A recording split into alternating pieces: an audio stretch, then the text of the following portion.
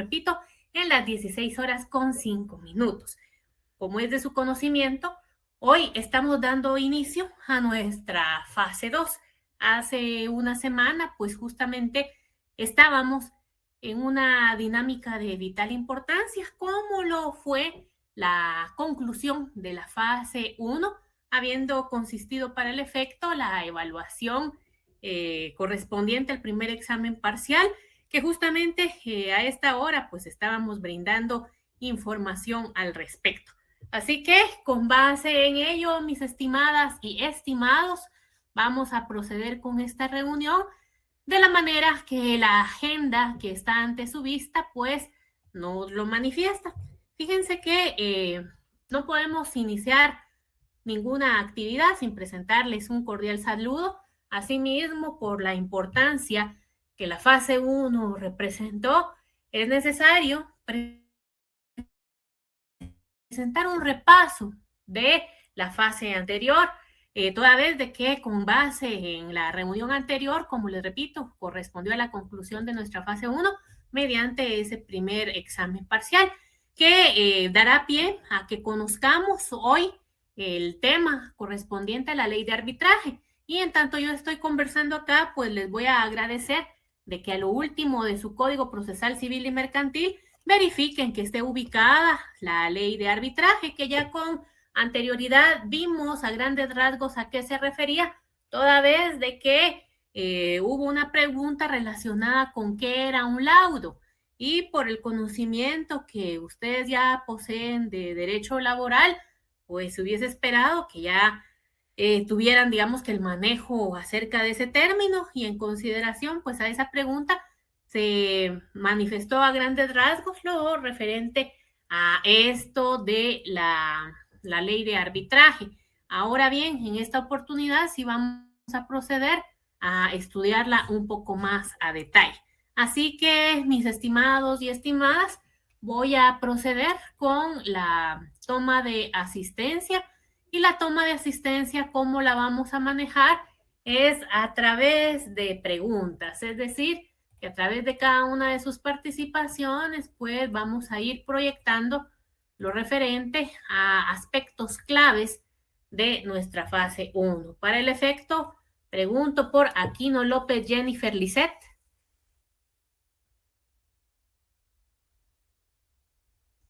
No está presente. Buch Ajú Oscar Augusto. Gracias. Muy bien, mi estimado Oscar, háganos favor de compartirnos qué es derecho. Derecho. Es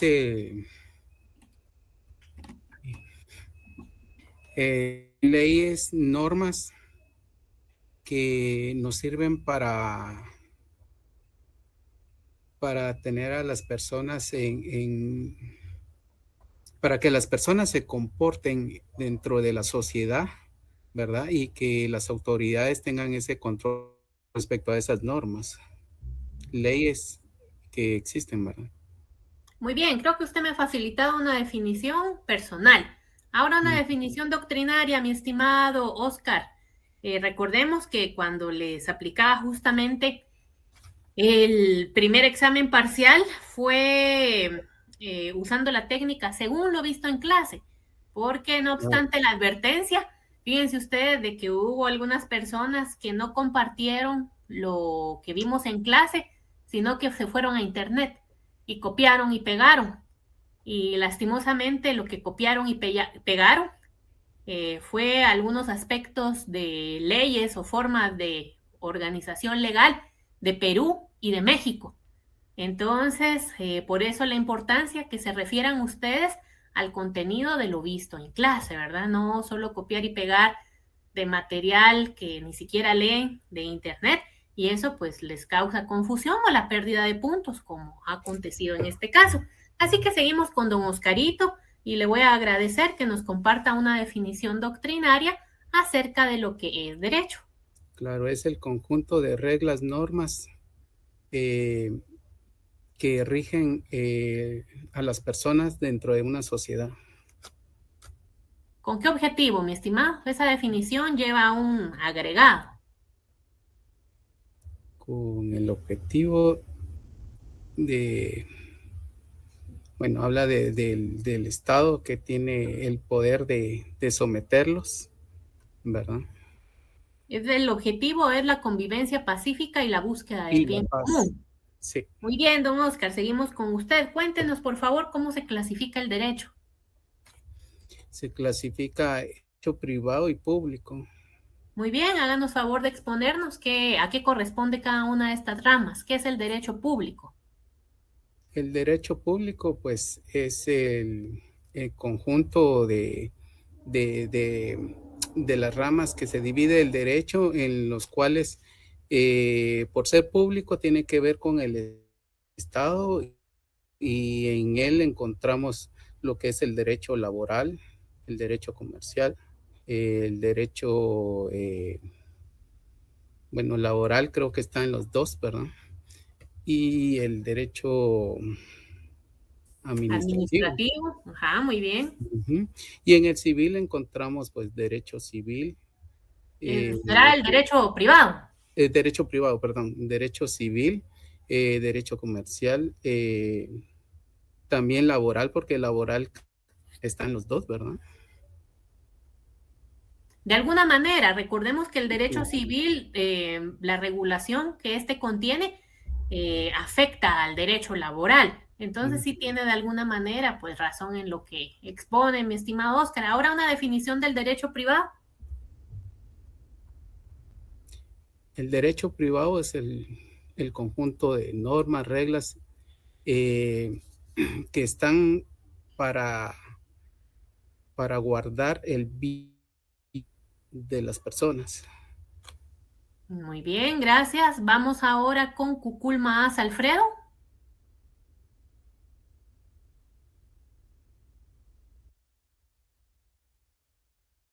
Mucho gusto, mi estimado Alfredo. Háganos favor de compartirnos. En primer lugar, me gustaría que activara su cámara. En segundo lugar, ya escuchó usted a don Oscar que ha presentado una definición acerca del derecho, la clasificación del derecho, qué es derecho privado, derecho público. Ahora usted compártanos, por favor, qué es el derecho civil.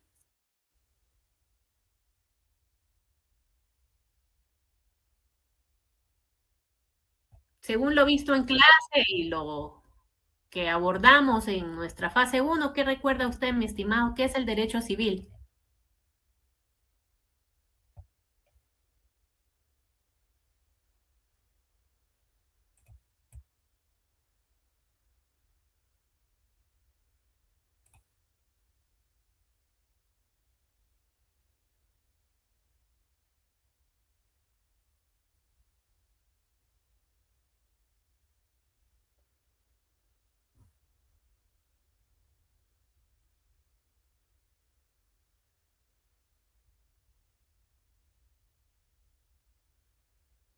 Registro, muy bien, negocio jurídico, ¿verdad? Muy bien. Ahora, mi estimado Alfredo, háganos favor de compartirnos qué es el derecho mercantil.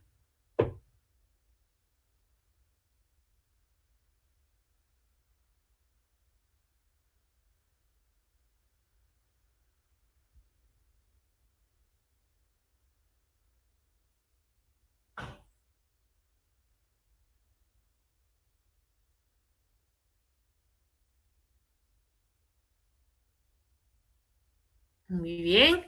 Ahora háganos favor de compartirnos qué es el derecho procesal.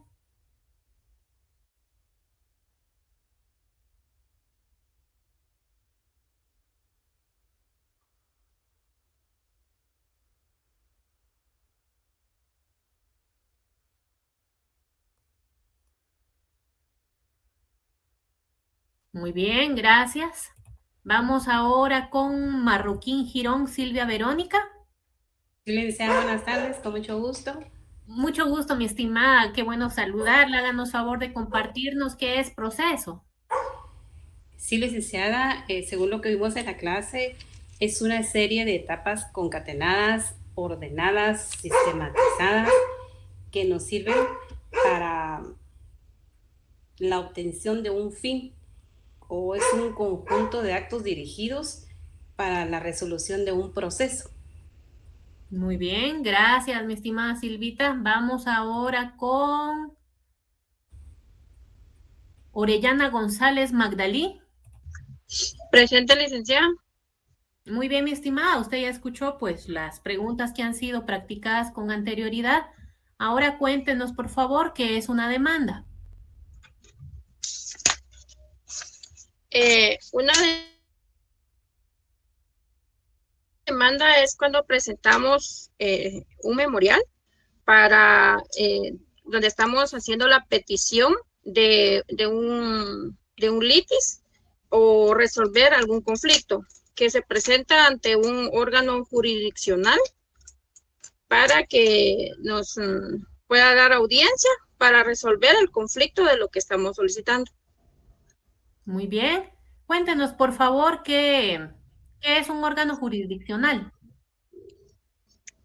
Es un juzgado donde se ventilan los juicios, también Muy donde se bien. lleva a cabo la resolución de los conflictos. Excelente, gracias, mi estimada. Ahora, por favor, compártanos qué es la acción. La acción es cuando es el derecho que tenemos de, de pedir. Entonces, no, ahí se me quedó un poco. Muy bien, pero tiene la idea, muy bien. Sí, Ahora sí. ya ha expuesto qué es la acción. Ahora, ¿qué será la pretensión, mi estimada? La pretensión es cuando pretendemos que se nos reconozca algo, un derecho que se nos vulneró. Muy bien, Presentando, por ejemplo, cuando presentamos una demanda, es una pretensión de algo que queremos solucionar o que nos paguen, ¿verdad?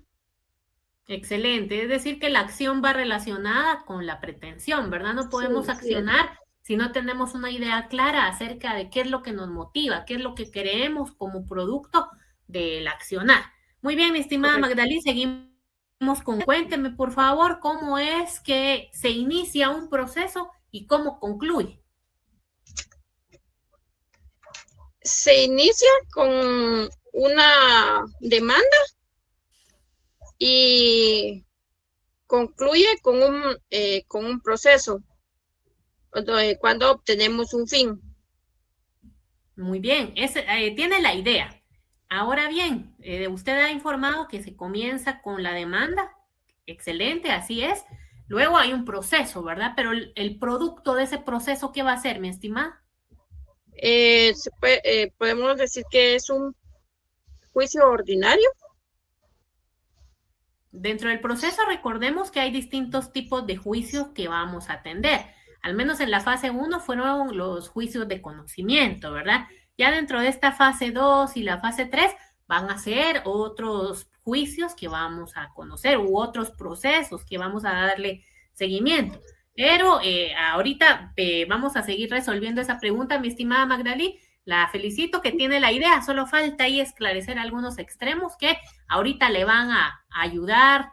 Vamos a ver quién le sigue. Señor Irma no está. ¿Qué le pasó? ¿No saben? ¿Estará bien? Según indican que está en el IX porque está con quebrantos de salud. Híjoles. Muy bien, gracias por compartir. Ahora pregunto por Jocelyn Janet Ruiz Rivas. Buenas tardes, licenciada. Mi estimada, muy buenas tardes. Me alegra mucho volverla a saludar. Háganos Gracias. favor de compartirnos. ¿Cómo es que, ya es la misma pregunta, la última que le hice a la compañerita Magdalí, cómo es que comienza un proceso y cómo es que concluye? Sí, como bien ella mencionaba, inicia con la presentación de una demanda y termina con una resolución final, que en este caso sería la que emite el juez, que es una... ay, se me fue la palabra, la tenía en la punta de la lengua. Sería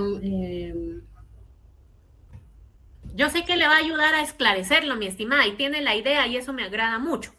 Dijo usted que comienza con una demanda y hay una resolución, ¿verdad? Después de un proceso, pues buscamos una resolución. Ahora bien, con base en aquel artículo 141 de la ley del organismo judicial, ¿qué nos puede decir, mi estimada Jocelyn, en cuanto a qué tipo de resoluciones hay en nuestra Guatemala? Sí, eran 3, ¿verdad, licenciada? Así Si es. no estoy mal. Es las resoluciones, la sentencia, que esa fue la palabra que se me fue, y los autos. Muy bien, el artículo Eso sería una 141 de la ley secuencia. del organismo judicial nos refiere a que hay 3 tipos de Sí, los resoluciones: decretos, perdón. los autos, decretos y sentencias. Y en efecto, como usted indicó, mi estimada Jocelyn, La digamos que, resolución final es la sentencia. ajá, ahí podríamos decir que concluye un proceso, ¿verdad? Pero Sí. tenemos que saber que después todavía entramos a una fase de impugnaciones. Entonces, una sentencia, pues, va a estar firme hasta que haya sido resuelto todo lo referente al ramo de las impugnaciones, que es lo que se conoce ya en las salas de apelaciones, ¿verdad? Entonces, gracias, mi estimada Jocelyn. Vamos Gracias. a avanzar preguntando si está Turcio Suchité María Alejandra.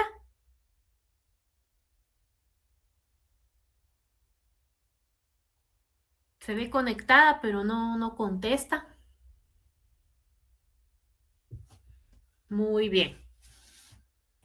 Entonces no puedo registrar su asistencia si no contesta que está por acá. Entonces ya hemos concluido con la toma de asistencia, mis estimados, y ya vamos a entrar específicamente a lo que es la ley de arbitraje. Pero ahorita usted ahí en el material que tiene, por favor, defina qué es un árbitro. Por favor. Defina qué es un árbitro. Mientras tanto, yo voy a conectar mi computadora que ya me está dando reporte de falta de energía. ¿Qué es un árbitro?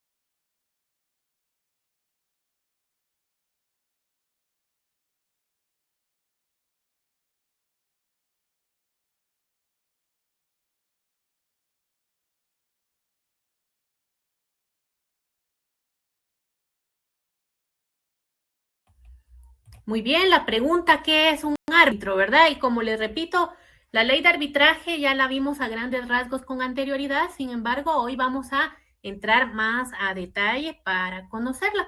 Entonces, es en primer término necesario que tengamos muy claro y bien claro que en el proceso ordinario, en los distintos procesos que tenemos a bien conocer según el Código Procesal Civil y Mercantil, pues sabemos de que el proceso da inicio con la presentación de la demanda que debe de ir asistido o auxiliado por un profesional de las ciencias jurídicas, entiéndase un notario.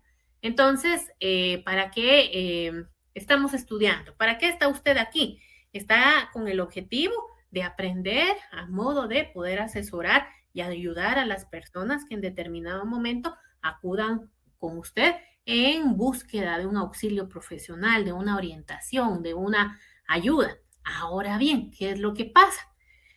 Recordemos que en esos procesos diversos que están contenidos en el Código Procesal Civil y Mercantil, por ejemplo, los que conocimos la fase anterior que correspondieron a los juicios de conocimiento, ahí vimos al oral, el sumario, también tuvimos la oportunidad de conocer que todo juicio de los 3 conocidos comienzan con la presentación de la demanda, que como repito, debe de ir auxiliado por un profesional del derecho, un abogado y notario, y van a ver un conjunto de etapas, un conjunto de fases para llegar a la conclusión de que un juez o un juzgador va a extender una resolución judicial conocida como sentencia, y a través de ese documento legal pues va a presentar una solución al conflicto que fue expuesto a su conocimiento. Ahora bien, ya sabemos que un juez es el encargado de emitir las resoluciones judiciales. Cualquiera de las tres que ya sabemos que están contenidas en el artículo 141 de la Ley del Organismo Judicial, es un juez el que tiene la responsabilidad de extenderlas. Eso es en el campo de los procesos que, como les reitero, están a la luz del Código Procesal Civil y Mercantil. Pero es necesario que nos refiramos ahora a la figura de la ley de arbitraje, porque es necesario que conozcamos que ahí las figuras cambian un poco. Y si bien es cierto, siempre un árbitro va a ser conocedor de conflictos, de problemas que son puestos a su conocimiento, no va a resolver a través de una resolución, sino que va a resolver a través de un laudo arbitral. De ahí la importancia que tengamos bien claro, ¿verdad? Cómo es que se solventan, cómo es que se solucionan los problemas, los conflictos, las diferencias que hayan a la luz del Código Procesal Civil y Mercantil. Pero cuando ya hacemos uso de la ley de arbitraje, el escenario cambia, ya cambia el contenido de lo que está regulado en esa ley. Y para el efecto es necesario que tengamos en primer lugar claro qué es un árbitro, qué figura representa un árbitro dentro de este proceso especial que está contenido en la ley de arbitraje. Entonces, en primer término, ya recordarán ustedes que cuando vimos inicialmente el contenido del arbitraje, les preguntaba que si alguien practicaba deportes, y ahí hubo un destacado compañero que en efecto pues hizo alusión a qué deporte practicaba, y hacíamos la referencia en cuanto a que en toda actividad deportiva es necesario que exista un árbitro, porque es la figura que va a verificar que se cumplan con las normas establecidas para un juego honesto, un juego transparente en el cual pues se respeten las directrices que corresponden a esa dinámica de pronto de competencia, ¿verdad? Entonces, para eso es la figura de un árbitro, que podemos regularlo o visualizarlo de mejor forma a través del ejercicio deportivo, ¿verdad? Por lo común que es. Sin embargo, en esta figura que está contenida en nuestra ley de arbitraje, vamos a poder apreciar otras importantes acepciones en cuanto a lo que la figura del árbitro es. Y para el efecto, espero que ya hayan visto ahí su Código Procesal Civil y Mercantil, que al final, pues en algunas versiones se cuenta con la ley de arbitraje. Entonces, al estar observando esa ley de arbitraje, vamos a poder encontrar definiciones, características, clasificación de arbitrajes, la procedencia e improcedencia de un proceso arbitral, también qué es un acuerdo arbitral, qué es la figura de un árbitro, qué es un tribunal arbitral, asimismo el procedimiento arbitral y el auto arbitral, que como les repito, es el documento a través del cual se resuelve un conflicto desde el punto de vista de un tribunal de arbitraje o un árbitro, porque puede ser la figura de un solo árbitro o un tribunal de arbitraje. Es decir, puede ser solo un juez o tres, ¿verdad? Que no vamos a referirnos a la misma figura de un tribunal que conoce, por ejemplo, en procesos penales, en consideración al tribunal arbitral que está regulado dentro de esta ley de arbitraje. Entonces, por favor, nos vamos a ir ya a nuestra ley de arbitraje y vamos a proceder con la lectura. Entonces, para el efecto, le pido favor a mi estimada Aquino López Jennifer Lisset que me colabore con la lectura de los tres considerandos que dan inicio a nuestra ley de arbitraje. La escuchamos, mi estimada Jenny, así leído pausadito, bien leído, con calma, a modo que se vaya entendiendo el contenido. Y todos, por favor, acompañamos a señor Jenny para la lectura de estos 3 considerandos. Considerando número 1, que en un gran número de estados de la comunidad jurídica internacional, el desarrollo del arbitraje ha cobrado una significativa importancia como un medio alternativo para la resolución de conflictos, ya que dicho procedimiento no solo contribuye con el descongestionamiento de la pesada carga de los tribunales jurisdiccionales, sino que además ayuda a que los conflictos que son susceptibles de resolver por este medio sean resueltos realmente con celeridad y eficacia. Considerando número 2, que dentro del ordenamiento jurídico guatemalteco, el régimen legal aplicable al arbitraje actualmente contenido en el Código Procesal Civil y Mercantil contiene una serie de normas y disposiciones que han dejado de representar los avances más recientes en esta materia y que por ende se ha constituido en verdaderos obstáculos para que las partes interesadas puedan usar efectiva y continuamente el arbitraje, no lográndose por ellos los beneficios considerados anteriormente. Considerando 3, que la sustitución del régimen legal aplicable en Guatemala al arbitraje deviene no solo de la necesidad de modernizar las normas permitentes para lograr los beneficios ya citados, sino que sea también una necesidad a la luz de los tratados y convenciones internacionales en materia de arbitraje de la República de Guatemala ha suscrito y ratificado, y que así recoge las tendencias modernas en esta materia, haciéndose por ende imperioso lograr la educación de las normas internas con las de origen internacional para obtener un sistema armónico y progresista en materia de arbitraje. Excelente, mi estimada Jenny, gracias por su apoyo. Háganos favor de compartirnos, según lo que hemos visto con anterioridad, qué información es la que encontramos en los considerandos de cualquier ley, mi estimada. Como una introducción de lo que vamos a ver en los códigos, porque le dicen a uno que aplicablemente, que también nos están diciendo que en la República de Guatemala suscrito, rectificado, y también nos dice que contribuye y así. No sé si estoy bien, como una introducción a lo que vamos a ver, entiendo yo. Muy bien, a través de los considerandos también encontramos el espíritu de la ley, es decir, la intencionalidad del por qué nace una ley.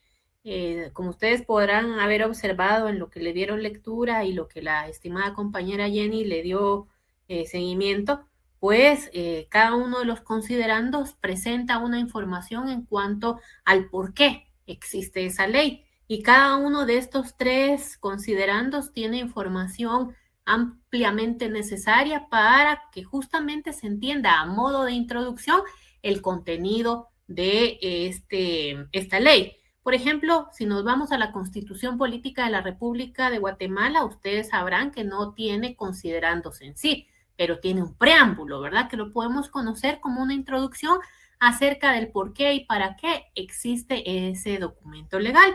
Situación similar la que encontramos acá en la ley de arbitraje que estamos justamente estudiando en este preciso momento. Ahora bien, le pido favor, mi estimada Jenny, que continúe con la lectura, por favor. Muy bien.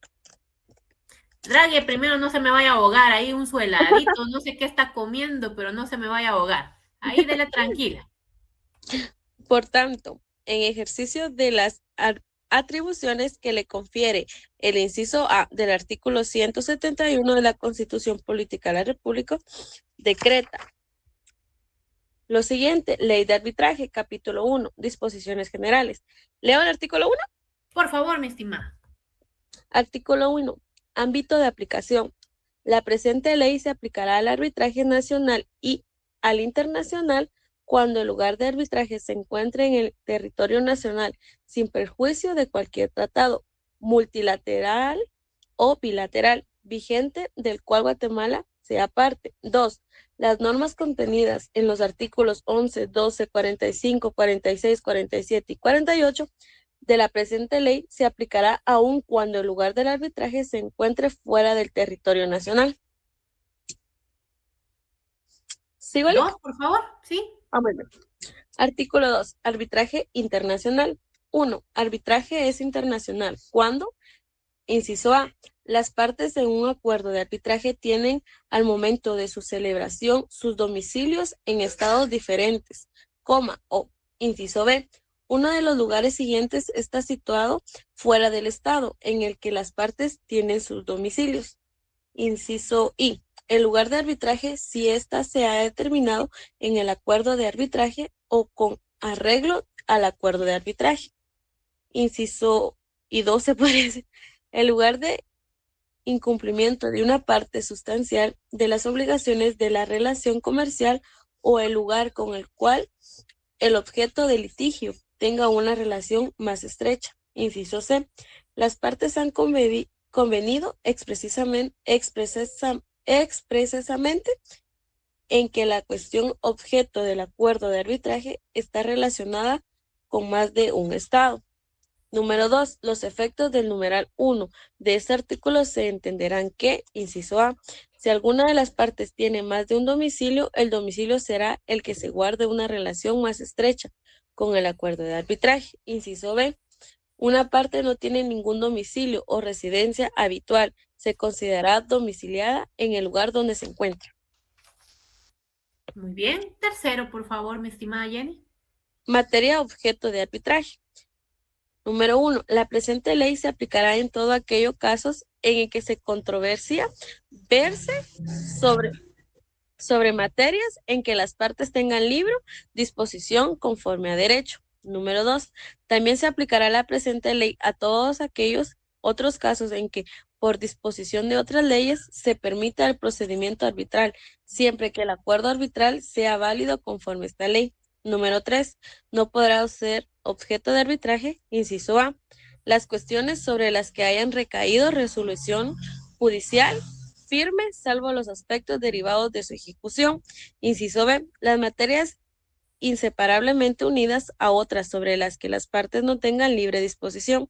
Inciso C, cuando la ley lo prohíba expresamente o señale un procedimiento especial para determinados casos. Número 4. Quedan excluidos en el ámbito de aplicación de la presente ley los arbitrajes laborales. Artículo 4. Definiciones. A los efectos de la presente ley. Número 1. Acuerdo de arbitraje o simplemente acuerdo. Es aquel por virtud del cual de las partes deciden someter a arbitraje todas o ciertas controversias que hayan sugerido o puedan sugerir entre ellas respecto de una determinada relación jurídica, contractual o no contractual. Número 2. Arbitraje. Significa cualquier procedimiento arbitral con independencia de que sea o no una institución arbitral, permanentemente la que se lleva a cabo. Número 3. Institución arbitral permanente o simplemente institución. Significa cualquier identidad o institución legalmente reconocida a la cual las partes pueden libremente encargar de conformidad con sus reglamentos o normas permitentes, la administración del arbitraje y la designación de los árbitros. Número 4. Tribunal arbitral. Significa tanto un solo árbitro como pluralidad de árbitros. Número 5. Tribunal. Significa un órgano del sistema judicial de este país, ya sea unipersonal o colegiado. Excelente, mi estimada Jenny, muchas gracias. Don Oscar Buch, ¿está por acá? Háganos favor de explicarnos qué le entiende usted a ese último numeral del artículo 4, que se refiere a que tribunal significa un órgano del sistema judicial de este país, ya sea unipersonal o colegiado. ¿Qué es un tribunal unipersonal y qué es un tribunal colegiado, mi estimado Oscar? Un tribunal colegiado, pues es donde hay como donde hay varios colegas, ¿verdad? Es un colegio ya sea de abogados, de ingenieros, o sea, es un grupo de personas que están relacionadas en el mismo tema. Y con respecto a lo personal, unipersonal. Perdón, licenciada, es el artículo 4, inciso 1, perdón. Es el artículo 4, numeral 5. Numeral 5, perdón. Unipersonal, que, bueno, que representa solamente a una persona, ¿verdad? Y como Muy le bien. comentaba, el colegiado, que es un grupo de personas que pertenecen a un mismo grupo, ¿verdad? Muy bien, gracias por compartirnos, don Oscar, la idea que tiene. Sin embargo, les quiero compartir que no es así. Cuando nos estamos refiriendo a un tribunal colegiado o un tribunal unipersonal, justamente se refiere a lo que está plasmado con anterioridad en el numeral 4. Le vamos a dar lectura dentro de ese mismo artículo 4. El numeral 4 hace referencia a que el tribunal arbitral significa tanto un solo árbitro como una pluralidad de árbitros, es decir, uno en singular o más de uno, digamos que de 2 en adelante hasta llegar a 3, ¿verdad? Porque es tribunal, se refiere a 3, está considerado también bajo ese término. Ahora bien, cuando nos estamos refiriendo a un tribunal unipersonal, nos está indicando que es una única persona. Ahora bien, un tribunal colegiado se refiere a 3 jueces, a 3 personas que integran ese tribunal. Cuando los 3 integran el tribunal, se llama tribunal colegiado. Vamos a colocar aquí un ejemplo más común para que tengamos mejor comprensión, y es el ejemplo del caso penal. Yo sé que estamos acá en procesal civil y mercantil, pero voy a ir colocando distintos ejemplos para que lleguemos a una mejor comprensión. En el caso de la estructura del organismo judicial, recordemos que este organismo del Estado está integrado por distintos niveles de jerarquía. Y estos distintos niveles de jerarquía, pues al menos en el ramo penal, tenemos una ejemplificación, que tenemos juzgados de paz, juzgados de primera instancia. Después de los juzgados de primera instancia tenemos a los tribunales, después de los tribunales salas de apelaciones, después de esas salas de las cortes de apelaciones tenemos a la Corte Suprema de Justicia como máxima autoridad del organismo judicial. Ahora bien, ¿qué es lo que ocurre, mis estimados? Digamos que en los niveles primarios de jerarquía, hagan de cuenta que se conoce un proceso en materia penal, en un juzgado de primera instancia en el cual pues el juez determina si hay la posibilidad de que se haya realizado o no un hecho delictivo. Entonces, ¿qué pasa? El juez viene y emite una resolución judicial a modo de trasladar un proceso o un caso a un tribunal. En ese tribunal, ya es conocido como tribunal de sentencia, se va a trabajar lo referente al proceso penal en sí. Y para eso van a haber audiencias de debate para escuchar, por ejemplo, a los testigos, a los que han intervenido dentro de este proceso, hagan de cuenta que a la víctima, al agresor, y la presentación de pruebas hasta que los señores jueces, es decir, el tribunal, ya sea colegiado o integrado, es decir, que los 3 jueces van a tener participación, o un juez unipersonal. Entonces, ¿cómo es que se determina que va a haber un juez unipersonal o un órgano colegiado? Entiéndase, un tribunal colegiado. Y es, en materia penal, se los coloco como ejemplo, según la cantidad de años que corresponde a la pena. Es decir, que habrán unos procesos que celebre la audiencia únicamente el juez en su calidad de juez unipersonal, y habrán otros procesos en los que va a conocer el tribunal colegiado, es decir, los 3 que integran ese tribunal, es decir, los 3 jueces. Ahora bien, debemos de saber que en un órgano colegiado, Cuando interviene un tribunal, van a haber 3 personas que figuran en él. Por eso ¿verdad? El tribunal. Y el primero, pues va a ser el presidente, el cargo de juez presidente. Después va a estar el juez vocal primero y después el juez vocal segundo, a modo que los 3 tengan integración de ese tribunal. Les coloco esa ejemplificación porque a la luz de la ley de arbitraje tenemos también la figura relacionada o conocida como tribunal unipersonal, es decir, solo un juez o un tribunal colegiado o integrado, es decir, que va a haber participación de los 3 jueces. Ahora bien, le quiero pedir favor vamos a ver el orden de lista. Después de don Oscar Augusto es el turno de Alfredo Cucul Más. ¿Está por acá don Alfredo? Alfredo Cucul Más. Mi estimado, le quiero pedir favor que me apoye en la lectura del artículo 5, 6, 7, 8 y 9, por favor. Así leyéndolos despacito, con calma. Y todos, por favor, con la lectura también para ir a un mismo ritmo.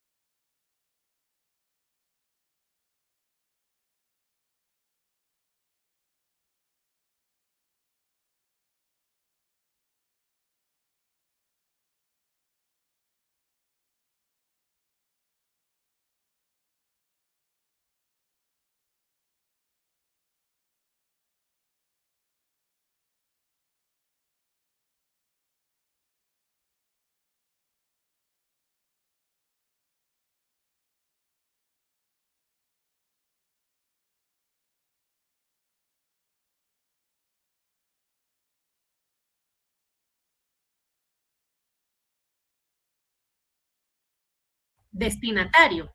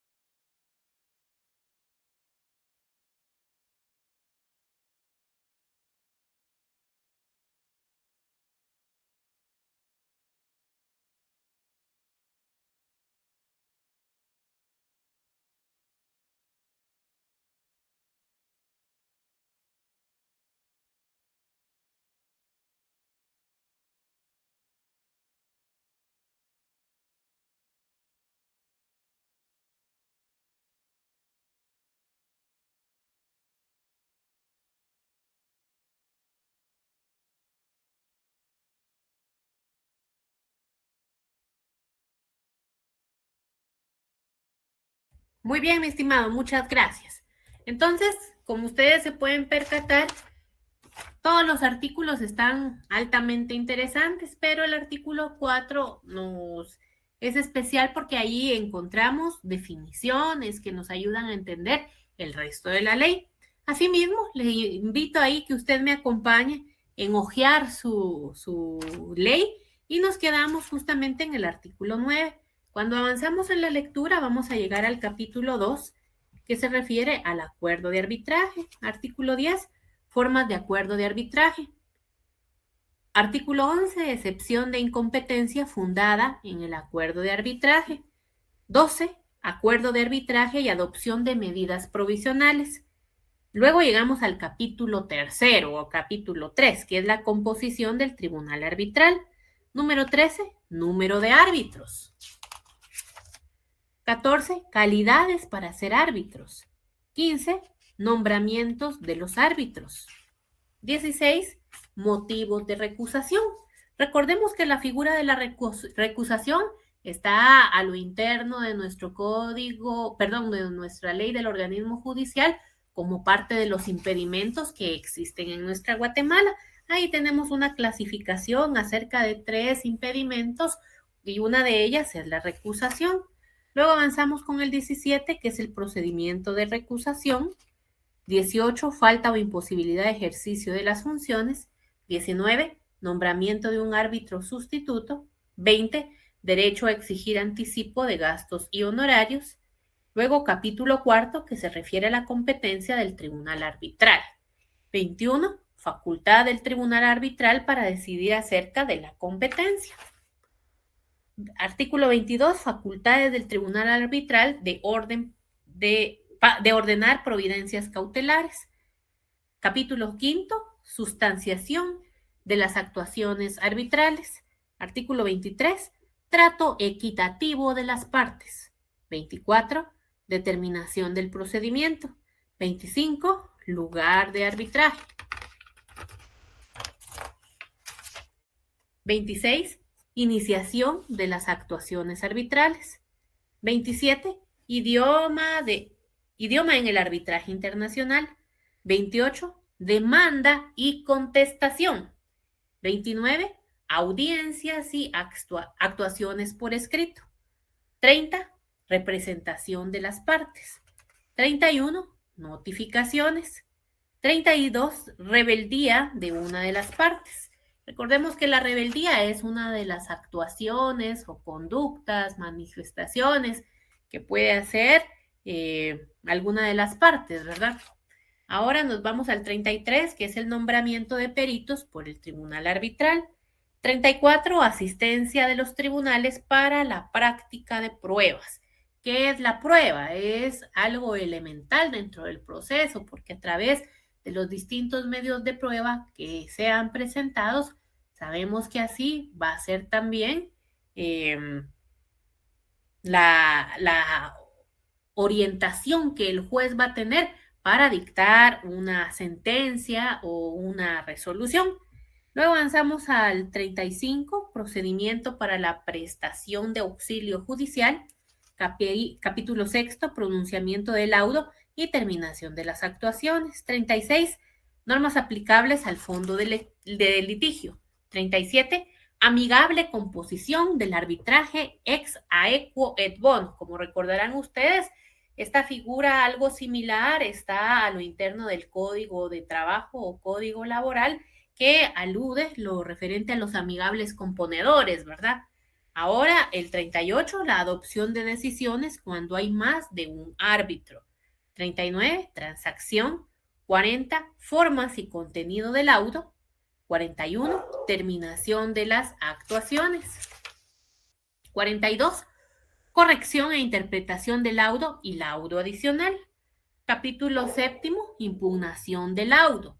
El recurso de revisión el artículo 43, el recurso de revisión como único recurso contra un laudo arbitral. Entonces hay una pregunta de examen, ¿verdad? ¿Cuál es el único recurso en contra de un laudo arbitral? Ya sabemos que es el recurso de revisión. Ahora el artículo 44, trámite de la revisión. Capítulo 8, reconocimiento y ejecución de los laudos. A ver, ya que estamos llegando a los laudos, después de don Alfredo Cuculma, según el estado de asistencia, va señor Silvia Verónica. Mi estimada Silvita, háganos favor de compartirnos qué es un laudo. Licenciada, por lo que hemos visto aquí, yo considero que el laudo es la sentencia que dicta un árbitro, un juez, cuando hay un problema entre dos o más partes. Muy bien, gracias.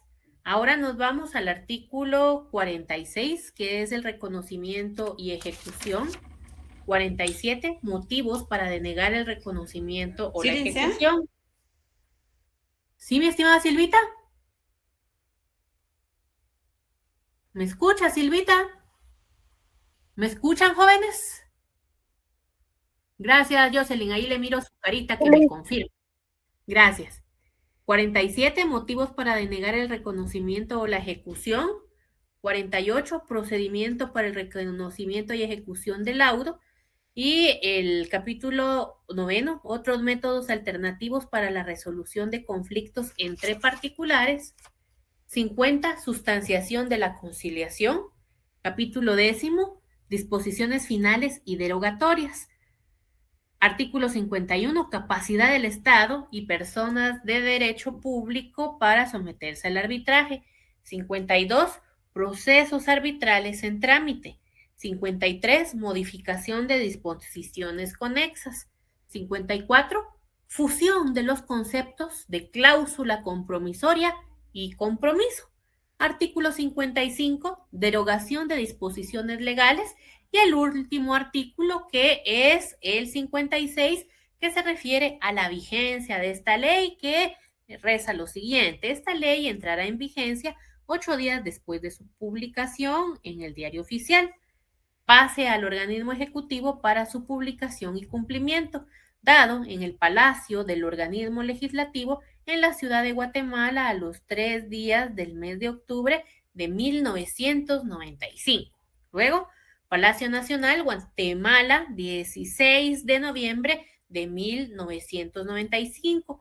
Publíquese y cúmplase. Y esto fue en el gobierno, es decir, estaba fungiendo como presidente constitucional de la República, don Ramiro de León Carpio. Entonces, mis estimados, esto es, digamos que una ojeada de nuestra ley con un objetivo, con un propósito, y es atraer a memoria esos datos importantes que vamos a realizar o van a realizar en este momento a modo de ejercicio, que corresponde a, número 1, elaborar la ficha técnica de la ley de arbitraje. Este ejercicio, pues es importante que lo apliquen ahora porque este contenido completo de la ley sí va a ser objeto de examen para esta fase 2.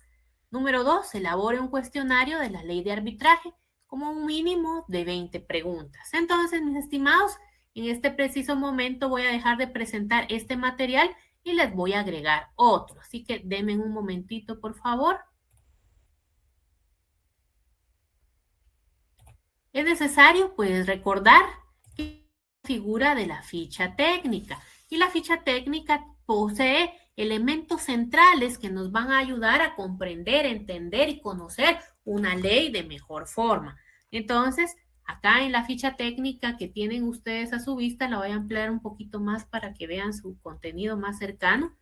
Y acá podemos observar que después de la ficha técnica D, se tienen ustedes que referir al nombre de la ley, en este caso es la ley de arbitraje. El fundamento constitucional justamente lo encontramos en el artículo 171, que justamente después de los considerandos hace alusión, específicamente después del por tanto y antes del decreta. Ahí se refiere a que en ejercicio de las atribuciones que le confiere el inciso A del artículo 171 de la Constitución Política de la República, decreta la siguiente ley de arbitraje. Entonces, ese es el fundamento constitucional. Luego, el decreto legislativo del Congreso es el 6795 y, muy importante, el espíritu de la ley. Tenemos acá 3 considerandos, pero ¿en cuál de ellos considera usted que está concentrado ese espíritu de la ley en cuanto al por qué y para qué nace esta ley? Luego, decreta, sanciona y promulga. Ahí vamos a agregar la información que está en el artículo 56, que recientemente le acabamos de dar lectura. Posteriormente, esta ley se organiza mediante, ya vamos a colocar ahí la cantidad de capítulos que observamos según lo que hemos realizado en este momento al hojear, que en este caso ya sabemos que son 10 los capítulos que integran esta ley. Luego, ¿cuántos artículos integran o componen esta ley? Según lo que hemos visto, son 56. Ahora bien, lo que debemos de hacer posteriormente es bajar ahí en ese documento, en esa ficha, y en lugar de título, ¿qué vamos a agregar acá? Capítulo, ¿verdad? Porque es lo que hemos visto ahí en esa lectura breve que hemos hecho en cuanto a nuestra ley de arbitraje. Entonces, nos situamos nuevamente en esa columna que debemos de cambiar y agregué capítulo 1. ¿Y qué es lo que observamos en el capítulo 1? Disposiciones generales. ¿Y en qué artículo comienza? Pues obviamente en el 1. ¿Y en cuál comienza? ¿En cuál culmina? Vamos a hojear ahí nuestra ley y nos vamos a dar cuenta que comienza en el artículo 1 y concluye en el artículo 9. Ahora nos vamos así en el capítulo 2 y ahí vamos a encontrar el acuerdo de arbitraje, es decir, que en estas columnas que están ante nuestra vista en este preciso momento, debemos de llenar esos datos, por lo que ustedes observan que el ejercicio que correspondía a este horario era también un cuestionario de 20 preguntas, pero ese cuestionario lo vamos a obviar, es decir, ese cuestionario no lo vamos a hacer ahorita, pero sí es necesario que ustedes practiquen la ficha técnica. Entonces, mis estimados, en aras de que realicen ustedes ese ejercicio, vamos a proceder a concluir esta reunión, no sin antes advertirles, ¿verdad?, de que los minutos que nos quedan es para que ustedes hagan esa ficha técnica. Y esa ficha técnica, ustedes recordarán que ya con anterioridad se las había facilitado, ya eran ustedes poseedores de esa ficha técnica. Sin embargo, en este preciso momento se los estoy cargando nuevamente a la plataforma para que la lea, para que la aprecie y muy importante, para que la use no solamente con esta ley, mis estimados, sino que con todas las que tenga usted esa necesidad de conocer el contenido de esa ley, porque como les hice mención en el momento en que les facilité este documento en la fase anterior, el tener la estructura de una ficha técnica les va a ayudar a conocer cada una de las leyes. Y recuérdense que ustedes están próximos a cerrar Pensum. Ustedes están próximos a ya concluir su carrera profesional y es cuando viene lo, digamos que relativamente difícil, porque miren, el darse cita uno día tras día, en este caso sábado tras sábado, recibir el conocimiento, someterse a exámenes cortos, realizar tareas, llegar a los parciales, llegar a los exámenes finales, pues de alguna manera es fácil, es sencillo, porque es de acoplarse a un ritmo de estudios. Ahora bien, ya cuando se cierra Pensum, ya se agotan todos los cursos que están en el Pensum de estudios, que es lo que corresponde. Viene ese reto en cuanto al ordenar tiempos, porque les va a corresponder realizar su tesis, les va a corresponder estudiar para su fase pública, después para su fase privada, a modo de examinarse para convertirse en abogados y notarios. Y dentro de esas, digamos que técnicas de estudio para ese proceso conclusivo de su carrera, es que se necesita hacer uso de las fichas técnicas para tener un conocimiento general en cuanto a cómo está estructurada una ley. Entonces, esta ficha técnica que les he facilitado está para el uso de ustedes, para el uso de cualquier ley que tengan necesidad, y en este momento pues vamos a utilizarla para nuestra ley de arbitraje y realizarlo hacia detalle, porque como les repito, va a ser objeto de evaluación dentro de esta fase 2. Veo que mi estimada Jennifer Aquino tiene su manita alzada, por favor, ¿la escuchamos? Fíjese de que si lo tenemos, lo que vamos a hacer ahorita lo vamos a subir a la plataforma. Afirmativo, mi estimada. Es que fíjese que yo tengo problema con la plataforma, me la tienen bloqueada y me dijeron que hasta mañana o el lunes me la podían desbloquear. No sé si le puedo enviar la tarea por medio de WhatsApp. Excelente, mi estimada. Muy bien. Entonces voy a proceder en este momento a la captura de pantalla, mis estimados, para que quede un registro de quienes nos hemos dado cita en esta fecha. Así que a la 1, a las 2 y a las 3. Y en este momento, pues, ustedes ya están, digamos que, libres para proceder a salirse de esta reunión y proceder con el ejercicio que va a ser necesario. Suban, les había dejado ahí a las 17:30, pero lo vamos a dejar con un horario posterior, digamos que antes de medianoche, para que puedan ustedes no solamente elaborar la ficha técnica, sino que no van a ser 20 preguntas, sino que 10 de lo que hoy hemos observado dentro de la ley de arbitraje. Entonces les pregunto, ¿tienen alguna duda o alguna inquietud de lo que les he informado en este momento? Que lo puedan compartir, por favor. Muy bien, entonces damos por concluida esta reunión, más no así el compromiso, ¿verdad? De que ustedes pues realicen su ejercicio a modo de subirlo a la plataforma y en el caso de Jenny, pues mandármelo por WhatsApp, mi estimada. Y si alguien más estuviera en la misma situación, vamos a hacer uso del WhatsApp. Así que les deseo feliz tarde y será un privilegio para mí tener la dicha de saludarles el próximo día sábado. Hasta pronto, que estén muy bien.